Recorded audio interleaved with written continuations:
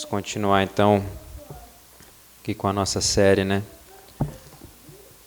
Origens. Hoje a gente vai para o segundo episódio da segunda temporada. Só que antes de ler o texto lá de Gênesis, quero ler um texto aqui da carta aos Filipenses. Filipenses 3. Filipenses 3, do 12 ao 14, diz assim: Não que eu tenha já recebido, ou tenha já obtido a perfeição, mas prossigo para conquistar aquilo para o que também fui conquistado por Cristo Jesus. Irmãos, quanto a mim, não julgo havê-lo alcançado, mas uma coisa faço, esquecendo-me das coisas que para trás ficam e avançando para as que diante de mim estão, prossigo para o alvo, para o prêmio da soberana vocação de Deus em Cristo Jesus. Amém? Agora pode abrir sua Bíblia aí em Gênesis 6.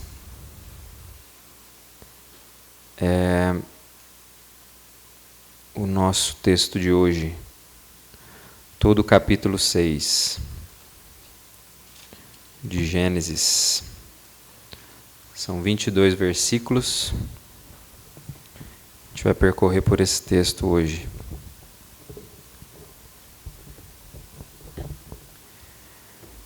Gênesis 6 diz assim: Como se foram multiplicando os homens na terra, e lhes nasceram filhas, vendo os filhos de Deus que as filhas dos homens eram formosas, tomaram para si mulheres, as que, entre todas, mais lhes agradaram.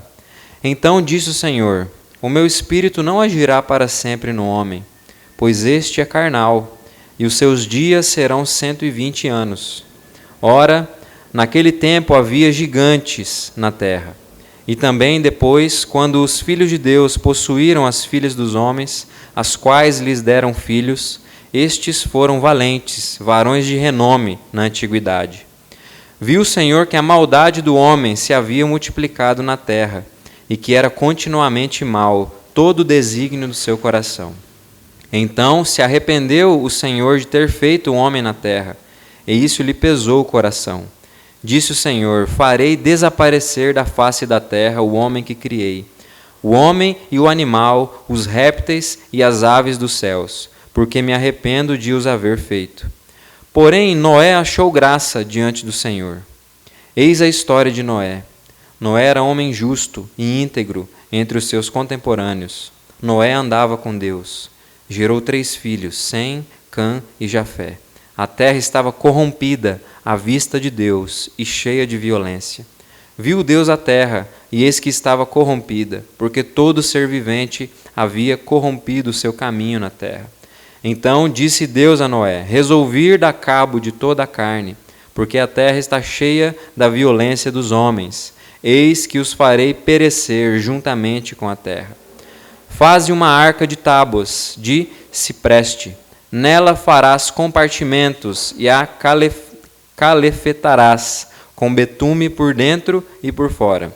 Deste modo a farás. De 300 côvados será o comprimento, de 50 a largura e a altura de 30. Farás ao seu redor uma abertura de 1 côvado de altura. A porta da arca colocarás lateralmente. Farás pavimentos na arca, um eixo embaixo, um segundo e terceiro. Porque estou para derramar águas em dilúvios sobre a terra, para consumir toda a carne em que há fôlego de vida debaixo dos céus. Tudo o que há na terra perecerá. Contigo, porém, estabelecerei a minha aliança. Entrarás na arca, tu e teus filhos, e tua mulher e as mulheres de teus filhos. De tudo o que vive, de toda a carne, 2 de cada espécie, macho e fêmea, farás entrar na arca, para os conservares vivos contigo. Das aves segundo as suas espécies, do gado segundo as suas espécies, de todo réptil da terra segundo as suas espécies. De 2 de cada espécie virão a ti. para os conservares em vida.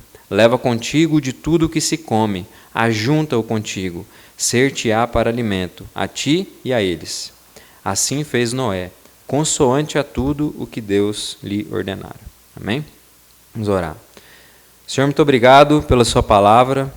Muito obrigado, Senhor, porque nós podemos estar aqui mais uma vez, nesse domingo, dia do Senhor, podendo ouvir a sua reafirmação da aliança conosco, com o seu povo. Muito obrigado pela sua palavra, que teu Espírito abra os nossos corações, as nossas mentes, para que nós possamos interiorizar mesmo aquilo que o Senhor tem para nos comunicar hoje. Em nome de Jesus.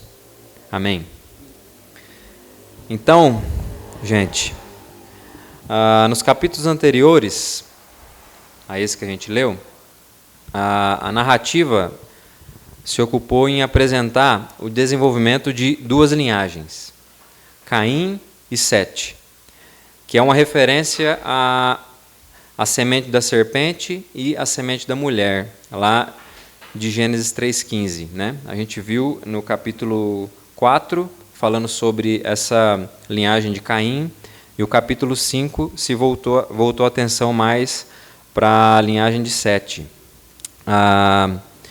E é interessante, né, que Gênesis 3,15, a gente tem uma promessa ali, que foi feita por Deus.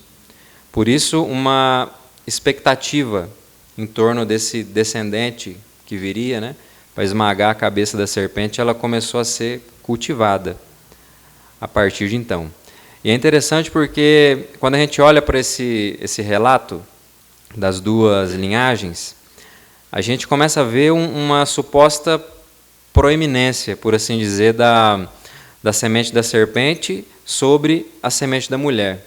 Começando lá pelo assassinato de Abel, por exemplo. A gente vê que a semente da serpente está incomodando mesmo, ela está tentando parar essa semente, essa descendência da onde virá o novo representante, o novo cabeça, que vai reverter as maldições da queda.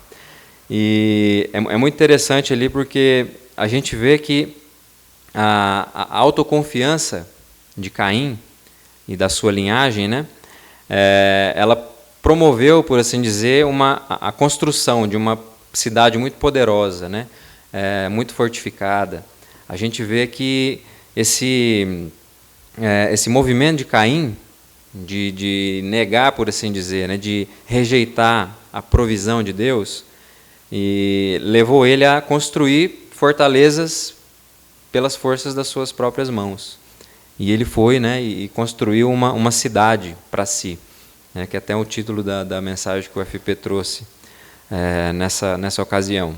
E a gente começa a ver essa proeminência, parece ser uma linhagem muito forte, muito poderosa, né?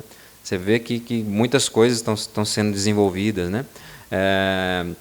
Muita coisa está acontecendo nessa cidade, né, que Caim desenvolveu. E aí a gente volta para outra linhagem, que é a linhagem de Sete, e a gente vê ali, logo depois do assassinato de Abel, o nascimento de Sete como um novo fôlego, por assim dizer, né? Uma semente de esperança. Nasce um descendente que um filho que iria substituir, né? Dar sequência naquilo que seria aquilo que Eva, né, estava esperando de Abel, por assim dizer. E é muito interessante que, diferente do desenvolvimento da linhagem de Caim, o desenvolvimento da linhagem de Sete ela não tem muitas conquistas, né? Não tem muito desenvolvimento, por assim dizer, cultural, né, aquela coisa toda. Não parece ser uma linhagem que está conseguindo apresentar tanta força humana de conquistas e tudo mais. A força dessa linhagem, se a gente for perceber, ela é sempre destacada quando você tem pessoas que desenvolvem um andar submisso com Deus, né? Você vem ali falando sobre os descendentes e tal, e morrem, tudo mais, e morrem, tudo tal. E sempre é destacado alguém que anda com Deus nos pontos aí desse desenrolar, né? E é muito interessante porque o ponto alto da semente de Sete é justamente o manter do culto a Deus, né? Uma semente que mantém o culto a Deus como a sua principal força, como a sua principal característica. E então, quando a gente observa, né, a narrativa ela vai apontar para o desenrolar das promessas redentivas de Deus através do desenvolvimento da semente da mulher. Então, por isso que esse ponto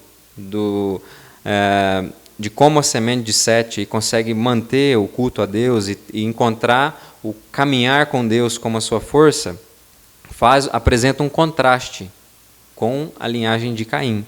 A gente vai ver que sempre vai apresentando contrastes. Por exemplo, a gente vai ver um contraste lá de Abel e Caim. A gente vai ver um contraste, por exemplo, de Enoque, filho de Caim, e depois Enos, filho de Sete, que são posturas completamente opostas, né? E a gente vai ver que até a sétima geração, né, onde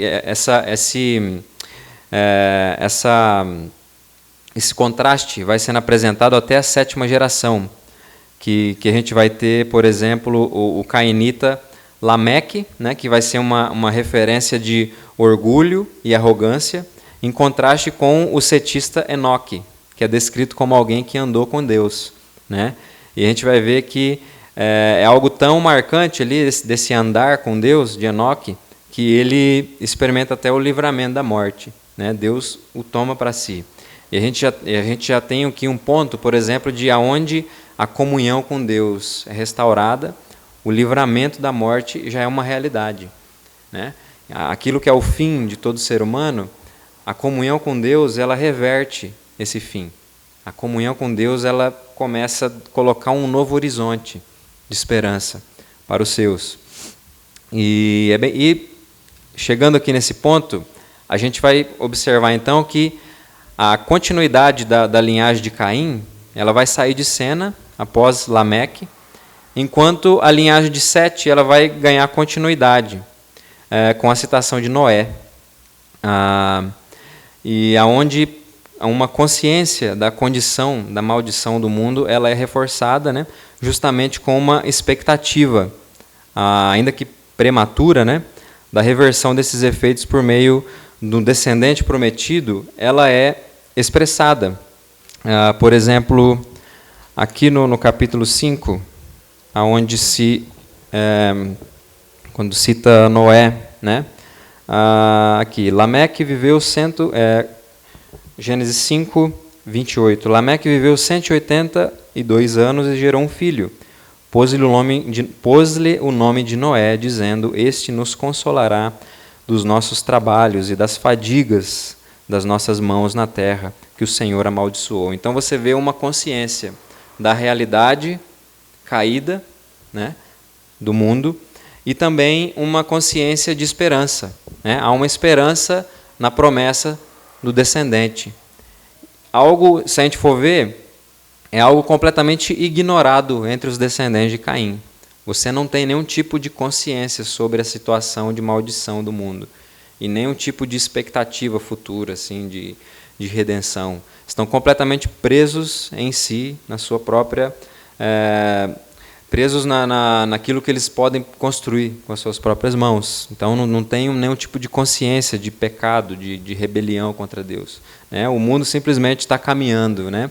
Para a linhagem de Caim, o mundo simplesmente caminha para onde tem que ir, né? É busca de poder e tudo mais. E assim a gente chega nesse texto de hoje, né? É um trecho que vai nos mostrar aí como a maldade, né, mesmo com a presença da boa semente sustentada por Deus, ela avança no mundo. É uma prova, né, de que todos os homens são igualmente afetados pela queda. Aqui esse trecho vai mostrar um pouquinho sobre esse avanço do mal. E como é um trecho um pouquinho grande, eu dividi o texto de hoje em 3 blocos, 3 partes. A primeira parte a gente vai falar sobre a assimilação das linhagens e o avanço do mal, que é que a gente vai ver ali dos versículos 1 até o 7. Depois a gente vai ver uma segunda parte, o favor de Deus em meio à perversidade, dos versículos 8 ao 10. E por último a gente vai ver juízo, graça e submissão fiel, dos versículos 11 até o 22. Então a gente chega aqui nessa primeira parte, a assimilação das linhagens e o avanço do mal. A primeira coisa que o texto começa mostrando para a gente é que é sobre a multiplicação dos homens sobre a terra, né? A multiplicação, por exemplo, das linhagens, elas começam a se espalhar sobre a terra, né? E o texto diz, né, que os filhos de Deus, aqui eu entendo ser a linhagem de Sete, tomam para si mulheres, que o texto vai chamar de filhas dos homens, que seriam a linhagem de Caim. Então, o que a gente tem aqui que esse texto começa a mostrar para a gente? Fala que essas linhagens começam a se multiplicar e chega um momento, então, que elas começam a se assimilar, né? Os filhos de Deus, a linhagem que Deus sustenta pela sua graça, toma para si mulheres, filhas dos homens. Então, há uma mistura de linhagens aqui, que são as filhas de Caim, da linhagem de Caim. A gente tem uma mistura de linhagem por meio de casamentos. Então a gente tem aqui um momento em que a semente da mulher, a linhagem setita, por assim dizer, começa a se assimilar com a iniquidade dos cainitas. A gente vê aqui um momento em que a semente da mulher começa a ser guiada pela sua própria concupiscência, por assim dizer. Por quê? A gente vê que o texto ele deixa claro que vendo que as filhas dos homens eram formosas. Então, os filhos dos homens eles começam a ser guiados pela sua própria concupiscência. Eles olham para aquelas mulheres apenas pela sua formosura, beleza externa, né? E levados por esse desejo, né? Eles tomam para si, que é uma linguagem típica de casamento, tomar para si, né? Então, o que a gente vê aqui, que deixa claro, é que é uma demonstração, por exemplo, de como são os resultados do pecado entre os homens quando eles são deixados livremente por conta de si próprios. Deus deixa os seres humanos e o que acontece? Corrupção, né?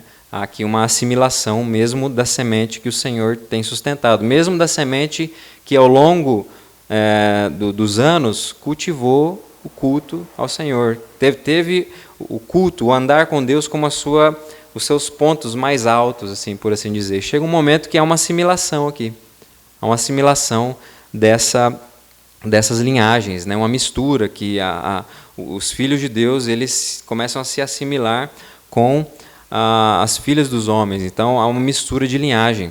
E é muito interessante porque o texto está demonstrando mesmo aonde os homens podem chegar livremente por si só, né? Por isso que eu acho um pouco difícil adotar aquela interpretação de que a gente está falando de anjos, né? Eu acho um pouco difícil porque senão você tem intervenções externas para poder o ser humano atingir um grau de corrupção, né? E a ideia aqui é demonstrar que o homem por si só ele já pode fazer um estrago total, ele já pode se corromper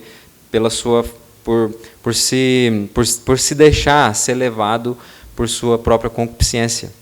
Então, eu acredito que seja esse uma forma um pouco mais coerente de se enxergar esse texto aqui, né? E aí a gente avança, então, né, para o versículo 3, e a gente vai ver aqui que toda essa situação de assimilação provoca um cenário não muito interessante, né? Um cenário onde a maldade começa a se multiplicar também. E aí então Deus vem no versículo 3 e ele dá ali um prazo para a execução de um juízo aos homens que estão cada vez mais entregues à iniquidade, né? A gente vê no texto aqui um tempo, 120 anos, que é o prazo para o juízo que Deus vai derramar sobre aqueles homens, né? Que é um tempo, por assim dizer, para uma chamada de arrependimento, né? Uma chamada à consciência do que está acontecendo, da condição daquele povo naquele momento da história. E é interessante porque aqui é um prazo de execução para o juízo de Deus e não está dizendo respeito, por exemplo, àquela ideia de diminuição da idade, né? Que muita gente pensa que Deus agora diminuiu a idade dos seres humanos, a partir de agora os homens vão chegar no máximo 120 anos de idade.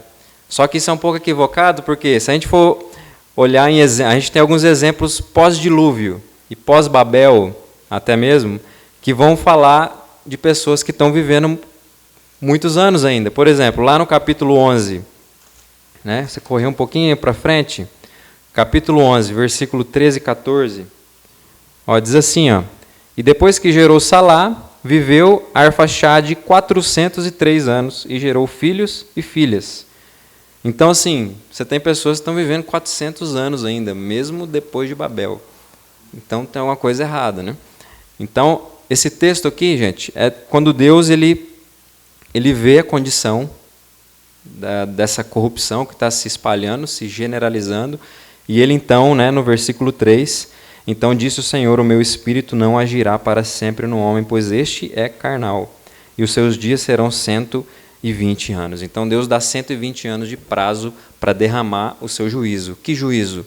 Vai retirar o seu espírito, né? O meu espírito não agirá para sempre no homem. Ou seja, o fôlego de vida seria retirado daqueles homens. Aqueles homens iriam experimentar a morte. Ia chegar ao fim da sua existência na terra. Por quê? Porque este é carnal. Os homens eles estavam ali completamente encerrados na sua própria concupiscência, né? A entrega para o mal havia sido tão profunda que esses homens não tinham mais nenhum tipo de contato com aquilo que transcende a nossa vida temporal. O homem estava completamente entregue à sua carne, à sua própria concupiscência. Então Deus ele dá um prazo para estipular, para derramar o seu juízo sobre a terra, porque o homem agora estava completamente preso em si, entregue às suas próprias concupiscências. Então, a gente continua no versículo 4, que vai demonstrar um pouquinho, continuar demonstrando um pouco desse cenário, né? Vai dizer que naquele tempo havia gigantes na terra, valentes, varões de renome na antiguidade, né? Toda essa mistura, toda essa corrupção na terra, ela gerou o quê? Homens que se tornaram poderosos, né? Na terra, cheios de si. Aqui o texto ele usa uma imagem para apontar um tipo de poder tirano sobre a terra, né? O homem eles estavam ali se vangloriavam da sua perversidade. Então gigantes nesse sentido eram homens que se tornaram tão poderosos, cheios de si, que começaram a exercer um poder no mundo perverso, tirano, e eles se vangloriavam disso. E o versículo 5, se a gente for ver, ele vai dar uma espécie de sumarização aqui da situação daquele período. Por exemplo, vai dizer que a maldade do homem havia se multiplicado na terra. Ou seja, aqui está se referindo à intensidade e à extensão do mal. O mal estava se multiplicando, a maldade do homem estava se espalhando de forma intensa por toda a terra. E vai continuar dizendo sobre o desígnio do coração, que é um mal que não é simplesmente externo, é algo que estava vindo de dentro, estava apontando para um problema mais profundo do ser humano, né? Aqui estava falando sobre esse caráter interno e profundo da maldade do ser humano, que é algo que estava fluindo de um coração corrompido, que não mais reconhecia Deus como a sua fonte de vida, sua fonte de satisfação pessoal. E depois o versículo continua falando todo o desígnio do coração, que está trazendo um pouquinho para o caráter absoluto dessa inclinação interna para o mal, né? A gente não vai encontrar nesse período traços de bondade. Todo o desígnio do coração era mal. Então tudo que fluía de dentro do homem, né? Esses homens deixados por si só, né? Era mal. Não tinha nenhuma faísca de bem, né? A situação não era muito das melhores. E aí o texto ele vai falar também que era continuamente mal. Aqui, então, vai demonstrar uma ação contínua e habitual no mal. Era sempre, era contínuo. Ele já tinha virado um hábito, né? Já tinha viciado, né? Era um vício, as virtudes já tinham todas desaparecido. Agora era um vício no mal, né? Essa era a marca desse período. Então o versículo 5, ele dá esse sumário dessa realidade, como estava essa corrupção moral nos dias de Noé. E esse cenário, gente, ele não pôde resultar em outra coisa senão o quê? Juízo de Deus. Não teve jeito. Não teve jeito. Aí o texto, versículo 6, vai dizer, né? Se arrependeu o Senhor de ter feito o homem na terra. É um versículo que muita gente fica, né? Pô, um dos versículos difíceis, né? Tá tudo junto aqui, né? O negócio dos filhos dos homens com as filhas de Deus, os filhos de Deus com as filhas dos homens, o texto que Deus se arrepende, é outro texto difícil isso aqui, né? Mas o texto, diante dessa situação, diz que o Senhor se arrependeu. Mas como que a gente lida, então, com esse texto falando que Deus se arrepende, né? Que coisa estranha. Isso aqui a gente poderia chamar de uma linguagem antropomórfica, que seria o quê? Que é a atribuição de sentimentos ou características tipicamente humanas a Deus. Por que disso?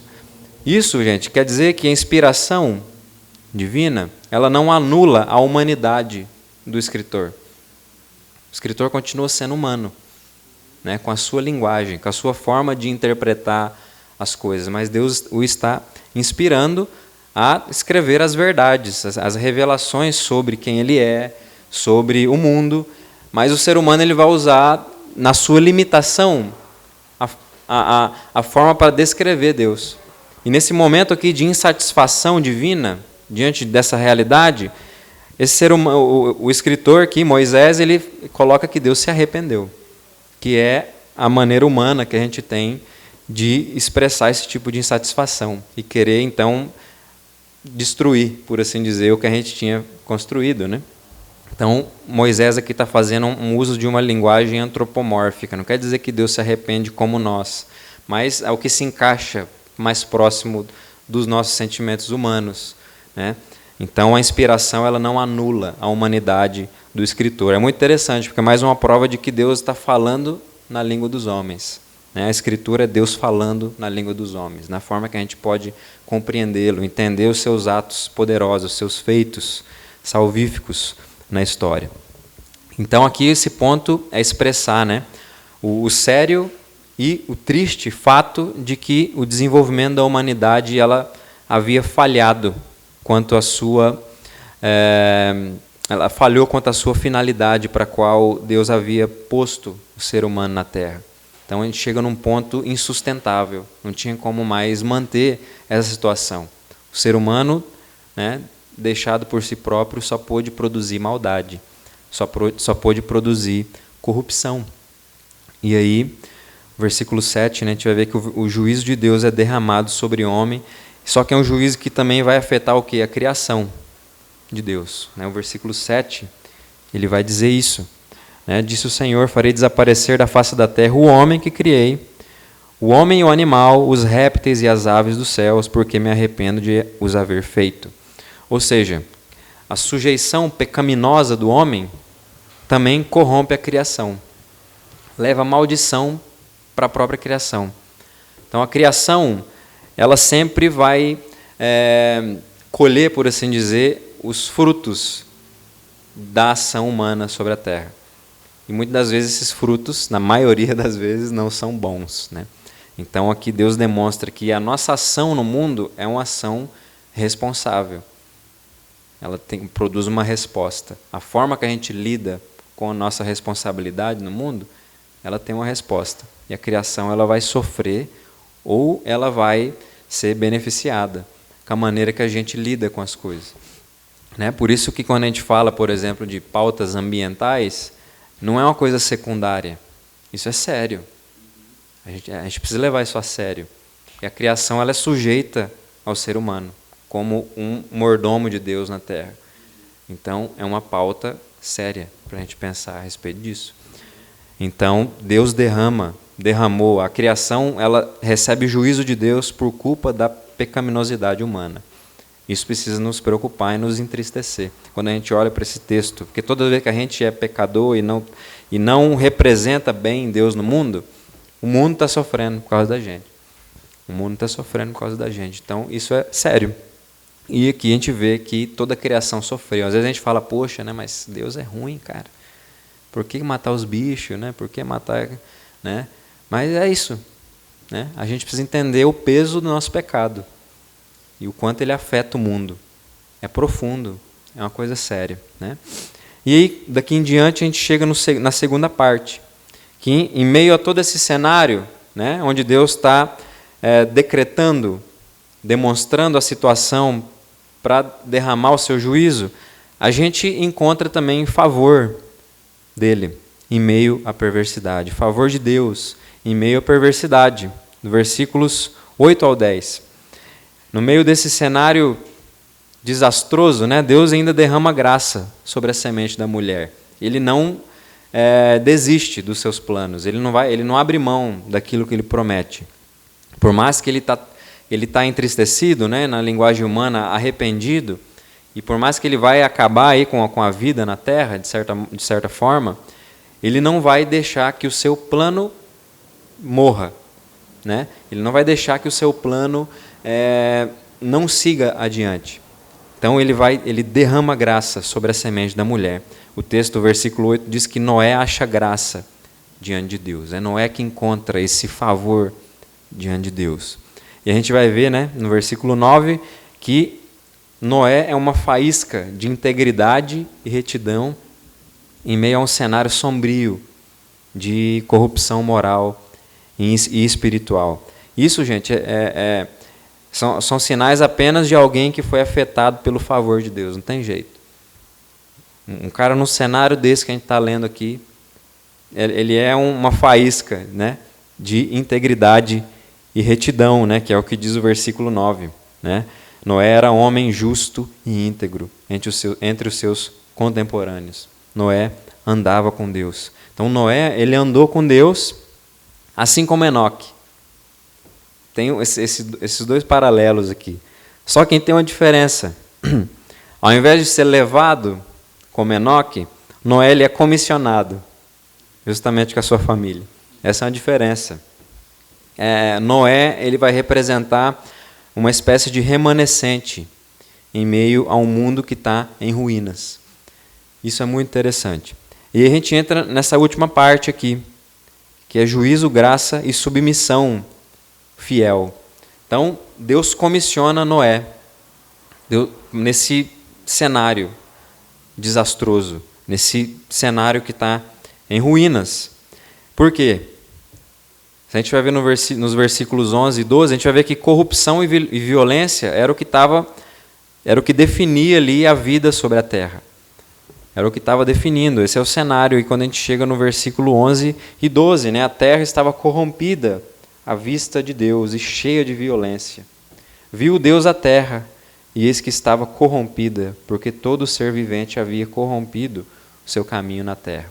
Então Noé é comissionado para esse ambiente aí, legal, bem suave, né? Cheio de violência, todo corrompido, não tinha nada de bom. E Deus manda o seu aí. E nesse cenário desastroso, terrível, Deus ele comunica a Noé a sua decisão de derramar juízo sobre a terra.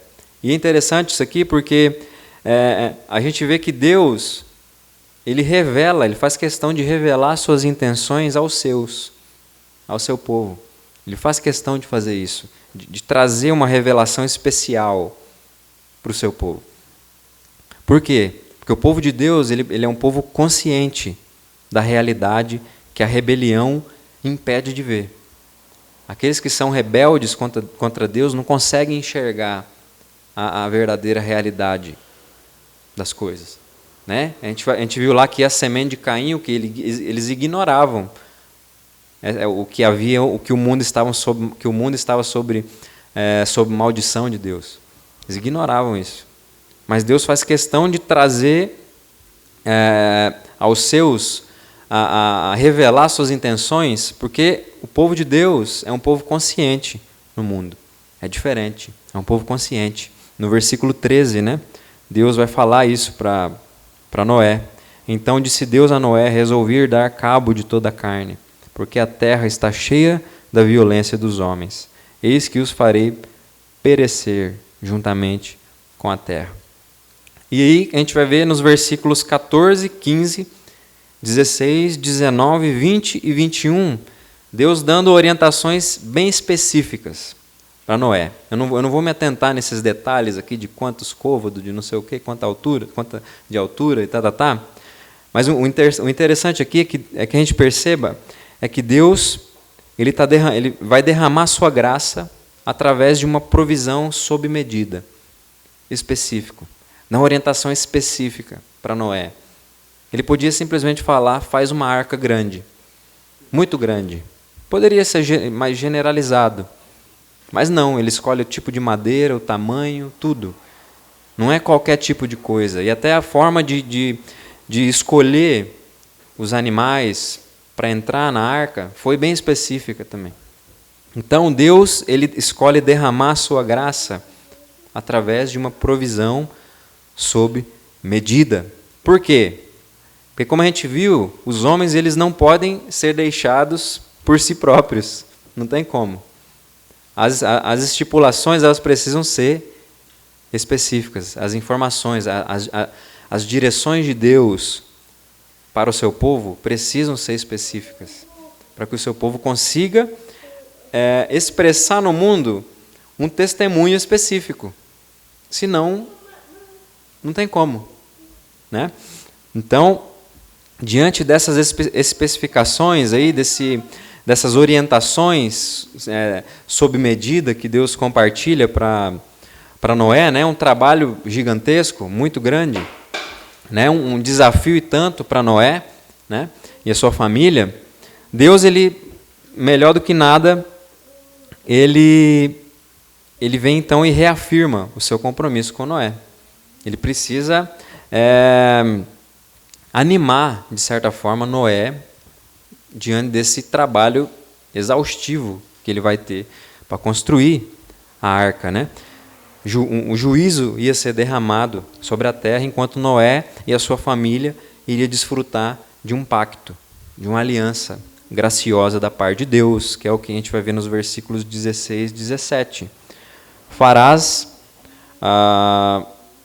não, acho que não é o 17, é 17 e 18, né?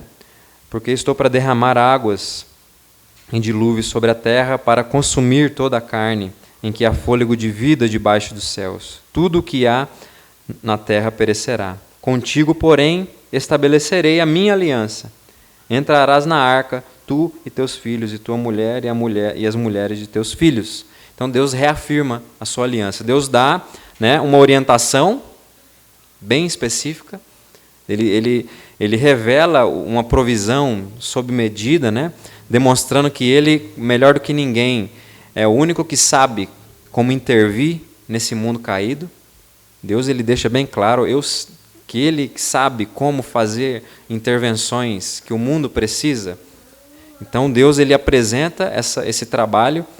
É um trabalho exaustivo, grande. Então ele anima Noé fazendo uma aliança com ele, falando que ele faria um pacto com a sua família, né? Iria derramar graça sobre a terra através do agir, do testemunho e da resposta de Noé no mundo. Então, era necessário que Noé se envolvesse, né, em um projeto específico, grandioso, dado por Deus. A arca, de certa forma, era o lugar seguro naquele momento. Ela se tornaria o lugar seguro naquele momento, né? E a edificação da arca, né, a submissão, por assim dizer, de Noé a essa orientação de Deus, a esse chamado de Deus, né, para que ele desenvolva essa função específica, ela significaria a resposta de fé de Noé, de uma fé submissa, que se submete às orientações de Deus, né? Um ouvido obediente, uma resposta de fé em meio a um mundo completamente desorientado, né? Alguém que se orienta por uma orientação divina em meio a um mundo que ignora completamente, que na verdade até desconhece que existe um Deus que sustenta todas as coisas e que orienta os seus representantes no mundo. Então a resposta submissa de Noé, essa resposta de se envolver nesse projeto específico dado por Deus, significaria essa resposta de fé em meio a um ambiente incrédulo, corrompido, né? Então, o que a gente vai ver, né? Que Noé demonstra essa submissão fiel diante de Deus, né? Noé vai expressar a sua confiança nas palavras do Senhor. É o que a gente vai ver no versículo 21. Versículo 21, não, versículo 22, desculpa, né? Assim fez Noé, consoante tudo ao que Deus lhe ordenara. Noé, ele respondeu a Deus por meio de uma submissão fiel. Ele ouve as estipulações específicas e ele então se lança de forma integral. Ele não faz por partes, ele se lança nessa orientação que Deus dá a ele, né? A submissão, a confiança de Noé, ela foi expressa através dessa obediência integral às palavras de Deus. Assim fez Noé, consoante a tudo o que Deus lhe ordenara. Então, a gente vê esse cenário terrível, né? O mundo se corrompendo por meio da assimilação das linhagens que deveriam ser inimigas, deveriam se antagonizar, por assim dizer. A gente tem essa assimilação. Então Deus vê essa situação então, e vem e resolve intervir de uma forma específica, né?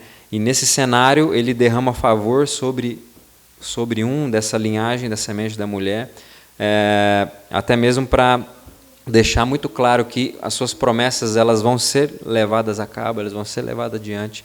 Ele derrama fé sobre Noé, o orienta de forma específica e Noé responde em confiança, obedecendo de forma integral às ordenanças de Deus. Ele faz consoante a tudo que Deus lhe ordenara. E o que isso nos ensina, né? O que isso tem para nos transmitir esse trecho aqui? Primeiro, a gente precisa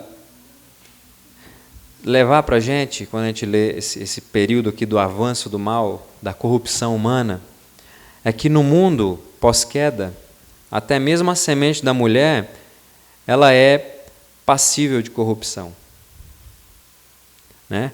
Entre os homens, não existe guerra de bem contra o mal. Entre os homens. Não existe isso. O Evangelho ele chega diante de qualquer ser humano e diz: pecador, arrependa-se. Qualquer um. Eu, você, sua mãe, minha mãe, nossos pais, irmão, filho, todo mundo. Não tem um que passa ileso dessa declaração do Evangelho de Jesus Cristo. Todos os homens. Esse texto ensina isso para a gente, que mesmo a semente da mulher, que tinha como principal marca o cultivo do culto a Deus, chega um momento que também se corrompeu, se assimilou à semente da serpente. Então, a única coisa que a gente tem para se agarrar é o Evangelho de Jesus Cristo. Não tem jeito. Essa é a única mensagem, essa é a única verdade, na verdade, a única verdade, na verdade, que a gente tem para se agarrar. Não existe. Essa ideia, né, de guerra, de bem contra o mal entre os homens, isso se chama maniqueísmo, né? Você tem um poder maléfico que é igual a um poder benéfico, eles estão se degladiando, né, entre si. Isso se chama maniqueísmo, isso é uma heresia já condenada na história, tá? Isso já é condenado. Mas isso daí parece que está na gente, assim, né? A gente gosta de querer reinventar heresias antigas, né? Então, o cristão ele não pode sustentar, ele não deve sustentar uma visão maniqueísta da realidade, querer olhar para um ser humano, para outro e achar que um é melhor do que o outro. Não, é ruim igual. Entende? É ruim igual. Qualquer um. A gente precisa sempre pensar no Evangelho, né? Que vai confrontar a realidade de qualquer ser humano, inclusive a gente, em tudo que nós somos. É só o Evangelho que pode nos impedir de se assimilar e de se corromper com aquilo que a nossa concupiscência pede. A nossa carne, né, o nosso, esse corpo dessa morte, né, como diz Paulo, que a gente ainda está preso nele, é só o Evangelho que nos liberta e nos livra de não tomar o mesmo rumo que a linhagem cetista tomou naquele momento da história. Só o Evangelho. Não tem jeito. Noé só não caiu também porque ele encontrou favor de Deus. Isso já é uma representação do Evangelho que vem em nossa direção e nos arranca dessa situação. Entende? Noé tinha tudo para também se corromper, mas ele encontra favor. Ele é afetado por um movimento que vai em direção dele e muda a sua perspectiva e faz com que ele tenha uma postura diferente no mundo. Ele muda a sua postura em meio a um ambiente completamente caótico, em ruínas, né? Então, a gente precisa reafirmar sempre, né? E eu reafirmo mais uma vez, né, que nós, o povo de Deus, a gente precisa rejeitar qualquer tipo de assimilação na nossa vocação no mundo. Né? A assimilação da nossa vocação com qualquer tipo de projeto paralelo no mundo. A gente tem que rejeitar isso. Isso não pode ser aceito por nós. Isso é muito perigoso. Isso leva à corrupção. Por mais benéfico que pareça, se a gente não tiver aquela ideia que eu falei em pregações anteriores, se a gente não conhece bem os contornos do projeto que Deus está fazendo, a gente se perde. Deus ele passa para Noé uma provisão, né? Ele derrama a sua graça por meio dessa provisão, sob medida. É muito específico. Até a madeira que ele usar tinha que ser a madeira específica. É porque aquela madeira era melhor que outra? Não sei. Mas Deus acho que estava esperando, não era a madeira em si, era a postura dele, de obediência. Tenho certeza disso. Entende? Claro que a madeira com certeza deveria ser a melhor para essa situação, mas Deus estava querendo ver a sua resposta de submissão, de fé. E a gente viu que ele, de fato, se submeteu, né? Tanto que o autor aos Hebreus, né, diz o seguinte a respeito de Noé, Hebreus 11, 7. Pela fé, Noé, divinamente instruído acerca de acontecimentos que ainda não se viam, e sendo temente a Deus, aparelhou uma arca para a salvação de sua casa, pela qual condenou o mundo e se tornou herdeiro da justiça que vem da fé. Então, Deus ele continua derramando a sua graça no mundo através de uma provisão sob medida. E os cristãos, o povo de Deus, assim como Noé, eles continuam sendo chamados para se envolverem na edificação de um projeto muito específico de Deus, que é a Igreja de Cristo. É um projeto específico também. É a maneira que Deus tem se manifestado no mundo. É a maneira que Deus tem sido testemunhado entre os homens.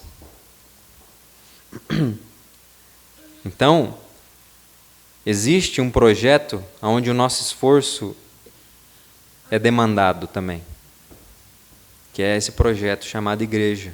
Noé precisou se esforçar em um projeto grandioso para poder aparelhar, como diz o autor aos Hebreus, aquela arca, né? Isso, a gente precisa se debruçar nisso também, se lançar nesse projeto de edificação dessa arca chamada igreja. A gente precisa se doar para isso. Mesmo que muitas vezes parece loucura, né? Deixar de se envolver em certas demandas temporais, para a gente fortalecer os alicerces, né, dessa arca que o Senhor projetou. Tem muita gente que olha para os pastores isentão e fala: pô, vocês estão deixando de se posicionar. Não estou deixando de me posicionar, eu estou envolvendo no projeto que o Senhor está edificando. Né? Eu estou preservando o púlpito, o lugar de pregação da palavra, como pregação da palavra. Entende? Como corpo, mas isso não é só de pastores. Isso é uma demanda para o corpo, para qualquer cristão. Então não é loucura. É loucura para os homens, mas para o povo de Deus não. Você focar seus esforços no fortalecimento dos alicerces da Igreja de Jesus. É a presença dessa arca chamada igreja que vai desnudar no mundo a insuficiência de toda e qualquer provisão humana de proteção e segurança no mundo de Deus. É a Igreja de Jesus. Assim como a arca que Noé construiu condenou o mundo, serviu de condenação, essa postura de Noé condenou aquele mundo, a igreja faz isso também. A igreja que está sustentada e que orbita em torno do Evangelho de Cristo, ela também desnuda a insuficiência de qualquer projeto humano temporal. Por mais que pareça loucura. Mas lá na frente a gente sabe o que vai acontecer. Noé construiu a arca sem ver nenhuma gota de água, né? E a gente está aqui também, né? Se lançando na edificação desse projeto específico de Deus. A igreja é um projeto específico de Deus. A gente não faz do jeito que a gente quer. A gente precisa se submeter às especificações que o Senhor nos orienta. Então, que assim como Noé, né, se submeteu em fé às orientações específicas de Deus, nós possamos igualmente nos submeter fielmente à orientação apostólica, né, que está presente lá em Efésios 4, do 1 a 4, que diz assim: rogo-vos, pois, eu, o prisioneiro no Senhor, que andeis de modo digno da vocação a que fostes chamados, com toda humildade e mansidão, com longanimidade, suportando-vos uns aos outros em amor, esforçando-vos diligentemente por preservar a unidade do Espírito no vínculo da paz. Há somente um corpo e um só Espírito, como também fostes chamados numa só esperança da vossa vocação. Então, é para essa vocação, para o prêmio dessa soberana vocação, que é o texto que a gente leu lá no início, que a gente possa prosseguir. Né? É um prêmio que diz respeito a uma esperança muito específica, que diz respeito a um arranjo social que desce para a terra, chamado Nova Jerusalém. A gente precisa ter nossos olhos fitados nisso, para que nada desse mundo venha roubar nossa atenção. Não que a gente tenha que ser alheio, né? Que nem eu sempre falo, a gente não tem que ser alheio às coisas que acontecem no mundo ao nosso redor. Né? Que nem o exemplo do Tito lá, do cara que ele viu na rua. A gente não tem que ser alheio. Isso é perigoso mesmo. Mas a gente não pode, como povo de Deus, se envolver apaixonadamente em nenhum projeto temporal. A única paixão, o único compromisso do coração é com o Senhor Jesus Cristo. Isso precisa ocupar o nosso coração de um modo que todas as outras relações possam ser sempre secundárias. Secundárias no sentido de beber do amor que vem da nossa relação com Deus, em primeiro lugar. Porque daí a gente vai ser bênção nessas relações. E aí a gente vai poder refletir essa realidade que Cristo inaugura por meio do nosso testemunho. Né? A gente vai poder refletir por meio do nosso testemunho essa realidade que Cristo inaugura. Acho que assim ficou melhor. Então, é isso, meus irmãos, que a gente possa prosseguir para esse alvo da soberana vocação que nós temos como povo de Deus e se envolver ativamente, se esforçando para manter, né, isso que o Espírito constrói em nós, essa arca, né, que o Senhor está edificando, e que a gente possa, por meio desse projeto, né, chamado igreja, dia após dia, desnudar a insuficiência de qualquer projeto desse mundo que não tem a ver com o plano redentivo de Deus, né? Até porque o trabalho que não é em vão é o trabalho que é feito em Cristo Jesus. Esse é o único trabalho que não é em vão no mundo. Então, tudo que você faz que não está em Cristo, isso daí, quando vir o fogo, vai virar palha. Então, o povo de Deus, ele expressa no mundo obras de fé em Cristo Jesus. Amém? Que a gente possa se esforçar diligentemente nesse trabalho, né, que o Senhor tem dado a nós como seu povo, como igreja. Amém? Então, que o Senhor nos abençoe. E queria pedir para você refletir um pouco sobre isso, enquanto a gente vai distribuindo aí os elementos da ceia. Mais uma vez, às vezes,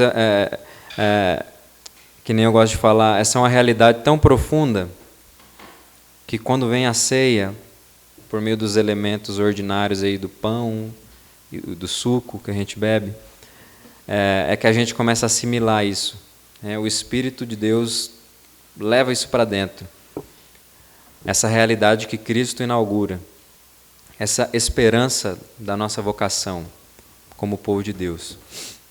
Então, eu quero que você reflita sobre isso, né? O quanto você tem se envolvido nesse projeto específico de Deus, chamado igreja, essa arca que o Senhor tem edificado.